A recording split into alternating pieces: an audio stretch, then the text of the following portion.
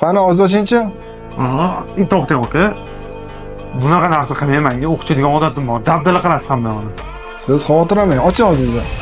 Biz bu metoddan ancha yillar oldin voz kechganmiz. Hozirda hammasi zamonaviy texnologiyalar yordamida amalga oshiriladi. Og'iz bo'shlig'ini skanerlash stomatologiyada tish va to'qimalarning aniq raqamli modelini yaratish uchun ishlatiladi. Bu jarayon an'anaviy qolip olish usuliga nisbatan qulay va aniqroq bo'lib, bir qancha maqsadlarda foydalaniladi. Birinchisi, aniq tashxis qo'yish. Og'iz bo'shlig'ining batafsil uchida tasviri olinadi.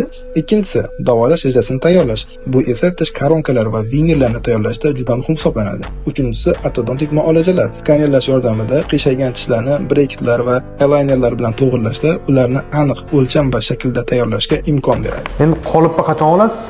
Biz allaqachon qolipingizni olib bo'lganmiz. Bu qilingan skaner sizning qolipingiz hisoblanadi. Ano 3D model bo'libdi-da bu. Bu xuddi shunaqa 3D variantda bo'ladi. Uni nima qilasizlar hozir? Endi biz buni texnik laboratoriyaga jo'natamiz. Bu yoqda ham hali qizil bosqich bor. Siz ham ortiqcha vaqt va og'riqlarsiz davolanishni xohlasangiz, qabulimizga yoziling.